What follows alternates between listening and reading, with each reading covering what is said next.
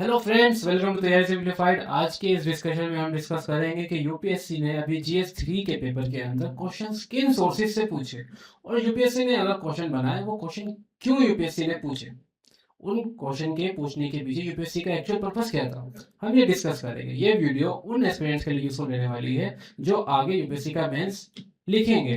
This video is not useful for those who are writing the mains this year. Reason for making this video is, अभी बहुत से coaching institute ये claim करने लग जाएंगे कि ये क्वेश्चन मेरे सोर्स में से आ गया, कि मेरे क्लास नोट्स में से आ गया। बट अगर आप पेपर को केयरफुली एनालाइज करो, खुद से एनालाइज करो, यू विल फाइंड कि यूपीएससी के कुछ लिमिटेड सोर्सेज हैं जिनसे UPSC as far as general studies paper 3 is concern question बनाता है। So let's start from this first question. पहला हमारा क्वेश्चन है, what do you mean by digital rupee in this context, explain the working and progress of India CBDC. अब जब ये question आया होगा तो मुझे लगता है कि एस्पिरेंट्स के चेहरे पे एक मुस्कान आई होगी, बिकॉज प्रीलिम्स में ये क्वेश्चन आया था अबाउट दिस सीबीडीसी एंड ई रूपी। ये पायलट प्रोजेक्ट रिटेल में भी चल रहा है एंड होलसेल में भी चल रहा है। पीआईबी के अंदर एक स्पेसिफिकली आर्टिकल गिवन था, न्यूज़पेपर में होलिस्टिकली ये टॉपिक को कवर किया गया था। Therefore UPSC asked this question. ठीक है, तो इसका जो हमारा मोस्टली सोर्स रहने वाला है वो है हमारा PIB. And you can simply से कि ये क्वेश्चन आया है करंट अफेयर्स से।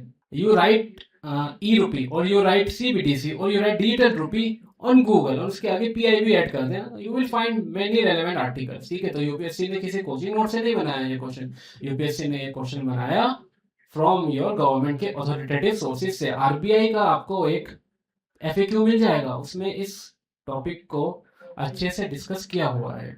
ठीक है, एंड ये क्वेश्चन यूपीएससी ने प्रीलिम्स में भी पूछा था। हम लोग कहते हैं ना कि प्रीलिम्स एंड मेंस की प्रिपरेशन बहुत इंटीग्रेटेड है। वाई भी से, बिकॉज अभी ऐसा हो रहा है प्रीलिम्स से रिलेटेड जो टॉपिक है वो मेंस में आने लग रहे हैं, मेंस से रिलेटेड जो टॉपिक है वो प्रीलिम्स में आ रहे हैं। तो प्लीज दोनों प्रिपरेशन को एक आइसोलेटेड तरीके से मत देखो। ठीक है, इंटीग्रेटेड रखो प्रिपरेशन को। Next question. Examine the view that financial inclusion is an integral part of social and economic inclusion in a country like India. Also throw light on the usefulness of the RBI's Financial Inclusion Index. अब ये question है RBI की financial inclusion index पर। ये भी question UPSC prelims 2026 के अंदर था, प्री 2026 में ये क्वेश्चन गिवन था about the RBI's financial inclusion. And this question is related to the financial inclusion and your inclusive growth.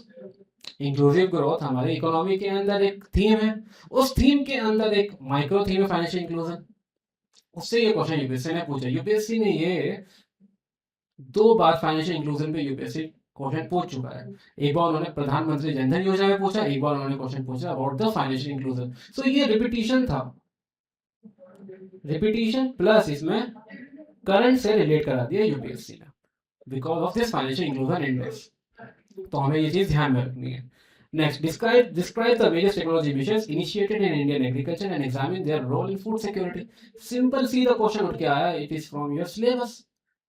Technology missions के बारे में बात की गई है और इसको आप रिलेट कर सकते हो कि ये टॉपिक आया है from e technology in the aid of farmers. इसको हम उससे भी रिलेट कर सकते हैं। वैसे टेक्नोलॉजी मिशंस डायरेक्टली सिलेबस के अंदर मेंशन है। So this question is also from your syllabus, not from any coaching institute notes. Okay, next, explain the factors responsible for inefficiency of agri produce marketing. इस तरीके का question marketing पे, agri and marketing पे UPSC ने पहले भी पूछ चुका है। ठीक है, तो उसी का ये एक यू कैन से रिफ्रेश कर दिया डिफरेंट फॉर्म्स में। ठीक है, and how e commerce help to reduce inefficiency of agri produce marketing. इस बार ई कॉमर्स उन्होंने पूछ लिया, एक बार इन्होंने टेक्नोलॉजी लेकर आ गए थे कि ये टेक्नोलॉजी किस तरीके से हेल्प कर रही है in efficiency of agri marketing. So again I can simply categorise this question कि ये एक पीवाईक्यू था। ठीक है, जिसने यूपीएससी के प्रीवियस ईयर क्वेश्चन को अच्छे से करा है और अपने नोट सिलेबस से रिलेटेड बनाए हैं, उसके लिए ये paper it was easy.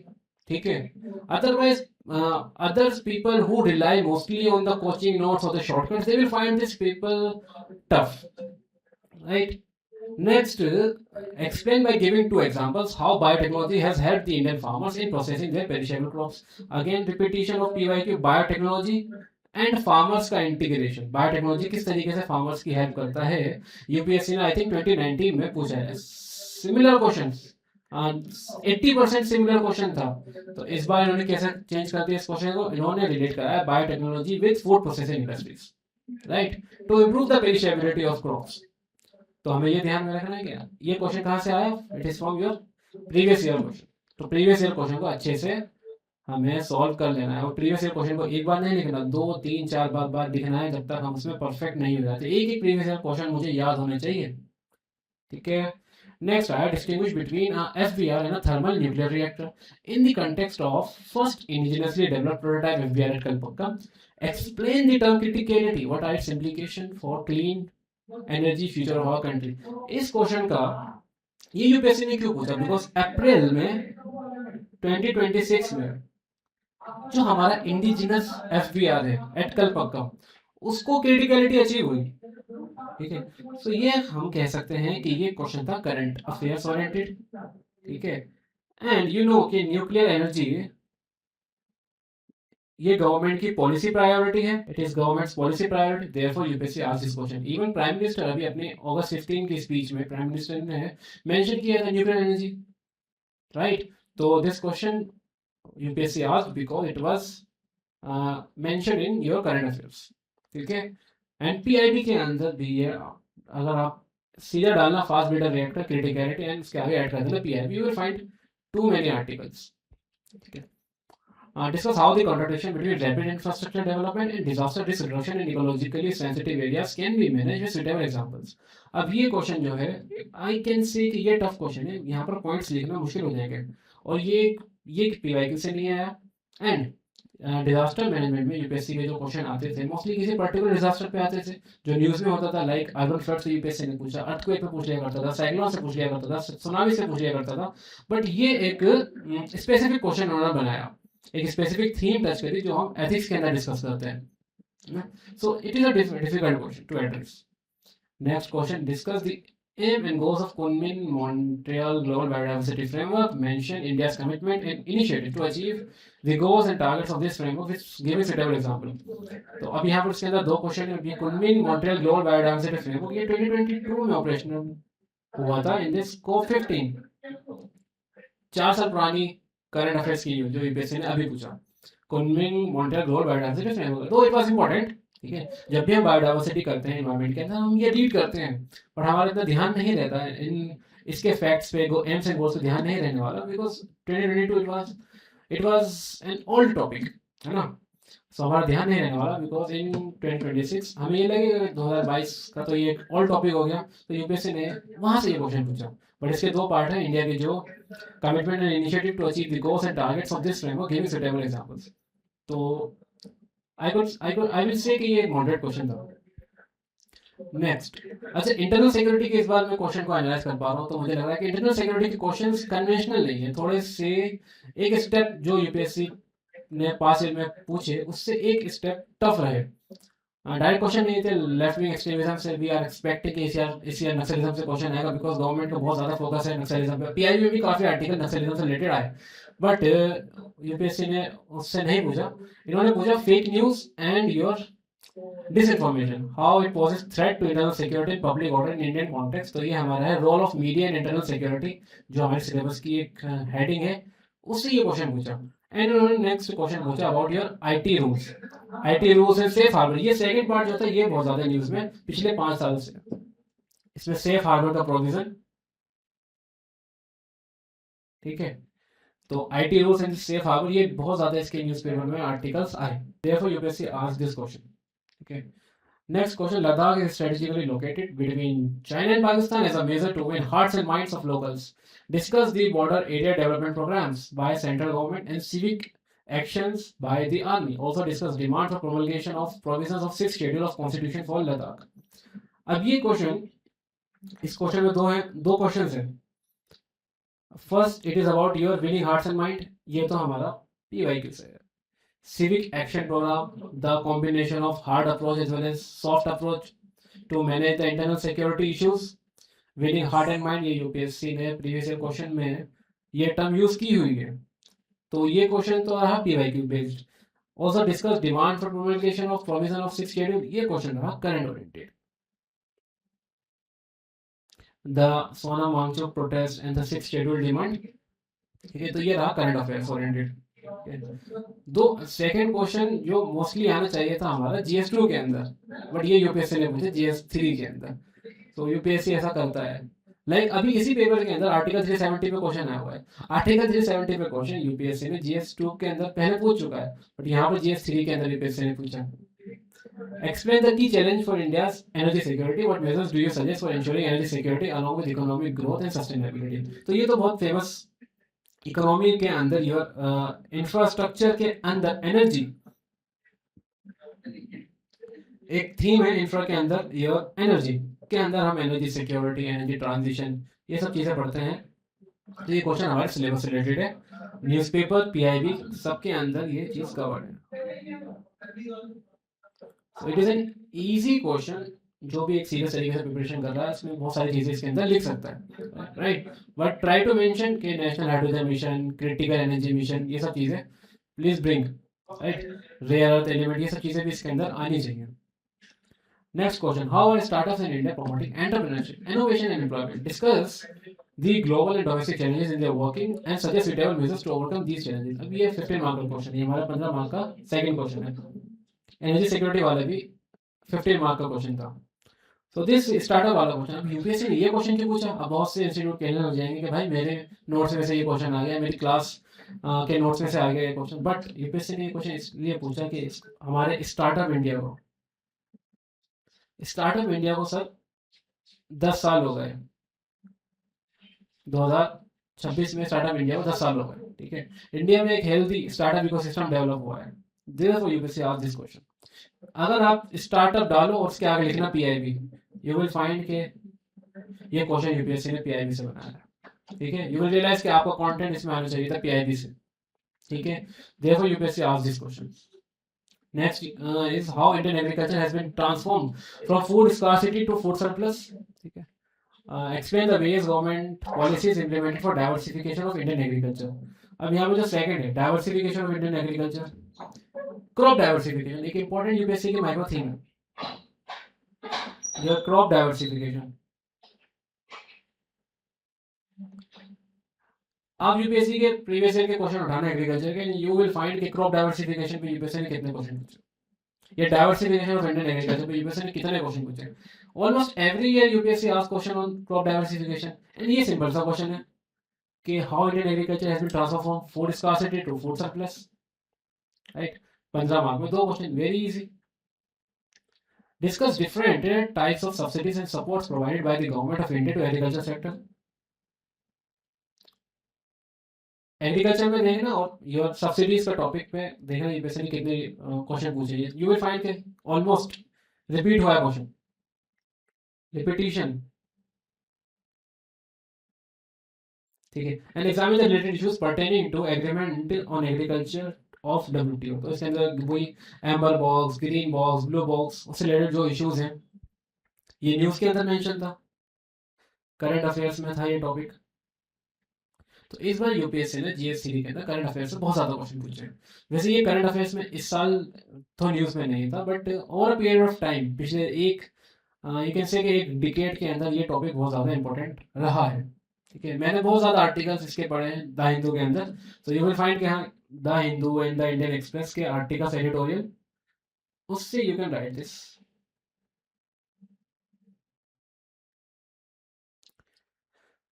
Mention salient features of mission Drishti।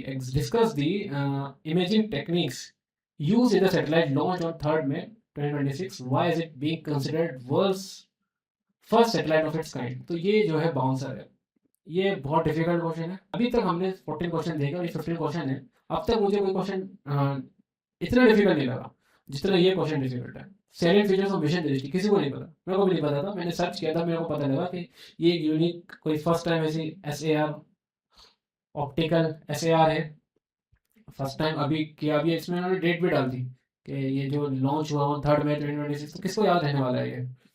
So it is a very difficult question. तो यहाँ पर लिखना 3 page would be very challenging, but लिखना तो पड़ेगा। अगर इस तरह का क्वेश्चन आ जाए बाउंसर आ तो उसको अटेम्प्ट तो करना चाहिए। Next, what is agentic AI? ठीक है, हम लोग यूज़ कर रहे हैं आज के टाइम पे। साइंस एंड टेक्नोलॉजी में यूपीएससी क्वेश्चन बनाता है ऐसी टेक्नोलॉजी से जिसकी हमारी डेली लाइफ में एप्लीकेशन बहुत ज़्यादा बढ़ चुकी हो। So agentic AI भी यूपीएससी ने क्वेश्चन पूछा. Explain its working, describe its application with suitable examples, discuss the advantages, risks and challenges associated with agentic AI system. ये तो बहुत easy हैंडल करना, ठीक है. What is agentic AI? You can easily mention. इसको define करना बताना है आसान है, बट वर्किंग को एक्सप्लेन करना इट्स डिफिकल्ट, है ना. एंड डिस्क्राइब इट्स एप्लीकेशन, ये भी इजी है. तो अगर आपने कुछ भी नहीं पढ़ा तो यू कैन स्टिल एप्लीकेशन तो लिख सकते हो, एडवांटेजेस रिस्क चैलेंजेस भी लिख सकते हो, व्हाट इज एजेंटिक एआई ये भी बता सकते हो, बट वर्किंग बताना प्रॉब्लम होगा. तो आई विल अगेन से कि ये मॉडरेट क्वेश्चन है, इजी में नहीं रखूंगा बिकॉज वर्किंग इसमें एक्सप्लेन करना है ना. दो it is a manageable question. What are the challenges to solid waste management in India? Discuss the governmental policy framework on solid waste management. Discuss the success/failure cases of Delhi and Indore cities, highlighting the salient features of their solid waste management initiative. अच्छा, अब ये UPSC ने question इस वजह से पूछा because अभी अप्रैल 2026 से हमारे new solid waste management rules आए हैं. New solid waste management rules enforcement में आए हैं. देयरफॉर यूपीएससी ने ये क्वेश्चन पूछा. एंड अगर आप खुद देखें ना 2018 का यूपीएससी जीएस 3 का पेपर, यू विल फाइंड के सॉलिड वेस्ट मैनेजमेंट में यूपीएससी पहले भी क्वेश्चन पूछ चुका है. Such is the important of UPSC PYQ. ठीक है. So what are the challenges of to solid waste management in India. तो ये जनरल भी हम बता सकते हैं, बट मैं बता रहा हूँ कि यूपीएससी के पीवाईक्यू कितने इंपॉर्टेंट है. अगर आप उसको अच्छे से करते तो आप ये क्वेश्चन बहुत बेटर तरीके से लिख सकते थे. Discuss the governmental policy framework on solid waste management, discuss the success and failure. तो PYQ and your the current orientation. इसमें अगर आप पीआईबी, अगेन मैं कहूँगा कि पीआईबी जीएस थ्री के लिए सबसे इंपॉर्टेंट सोर्स रहने वाला है. तो जब भी प्रिपेयर करो प्लीज कीप एन आई के पीआईबी में क्या क्या आ रहा है. ठीक है. तो सॉलिड वेस्ट मैनेजमेंट डालना और उसके आगे लिखना PIB and you will find a better content इस टॉपिक को प्रिपेयर करने के लिए. अब हमें प्रिपेयर करना है क्योंकि यूपीएससी 2 बार से पूछ चुका है, यूपीएससी आगे भी पूछ लेगा. Okay. Next, community participation is the cornerstone of effective disaster management. Analyze this statement, suitable examples from India. Also discuss the challenges to community participation and measures to strengthen it. So again, ये difficult question है, इसमें 3 page लिखना है. It would be challenging. Community participation, वैसे हम community participation का पढ़ते हैं, बहुत limited पढ़ते हैं उसको. We don't deal this topic in very elaborate manner. Disaster management को हम generally overlook कर देते हैं और मोस्टली स्पेसिफिक डिजास्टर पे फोकस करते हैं. तो ये एग्जामिनेशन सिचुएशन में लिखना चैलेंजिंग हो जाता है. अब नेक्स्ट ये देखो, separatist movement have been one of the major factors contributing to militancy and instability in Jammu and Kashmir. Bring out actions taken by government to bring JNK into national mainstream. Discuss pre and post abrogation of status article 370 and 35A and bring out the positive impact of abrogation of both parties in both articles in mainstreaming the state. Also bring out positive impacts of abrogation of both articles in mainstreaming the state. अब ये question UPSC ने पूछा because 5 अगस्त अभी गई. Today is 23 अगस्त. 5 अगस्त को we celebrate the anniversary of the abrogation of these 2 articles, right. तो बहुत ज्यादा न्यूज़पेपर में आर्टिकल्स आ रखे थे एंड आर्टिकल 370-35 है यूपीएससी की एक इंपॉर्टेंट माइक्रो थीम है जिसपे यूपीएससी जनरल स्टडीज 2 के अंदर क्वेश्चन पूछ चुका है. बट यूपीएससी ने यहाँ पूछा जीएस 3 में इंटरनल सिक्योरिटी से to relate this with separatist movement. तो अगेन आई विल से कि ये पीवाईक्यू से आया, ठीक है, एंड करंट से आया. एक पॉपुलर ये political parties of JNK are demanding for full-fledged state status of Jammu and Kashmir. तो उसमें बहुत ज़्यादा न्यूज़पेपर के आर्टिकल्स आ रहे थे, तो यूपीएससी ने इसलिए ये क्वेश्चन को पूछा. Next question, discuss counterfeit currency and money laundering as major sources of terror funding in India. State the actions being taken at international level to check these menaces. Highlight the role of FATF and methods of compliance by its member states in preventing terror funding. Money laundering specifically mentioned in your syllabus. तो ये question कहाँ से आया? ये question आया from your syllabus, directly mention है money laundering. And UPSC ने क्यों पूछा ये क्वेश्चन? बिकॉज इंडिया को वाइस प्रेसिडेंसी मिली है of FATF first time. India assume the vice presidency of FATF first time. Vice presidency first time India को मिली है. Therefore UPSC asked this question on FATF के role, right, and your counterfeit currency and money laundering as major sources of terror funding in India. Again, अगर आपको इसका content अच्छा prepare करना है तो please type money laundering and उसके आगे PIB लिख देना. आपका बहुत अच्छा नोट्स प्रिपेयर हो जाएगा.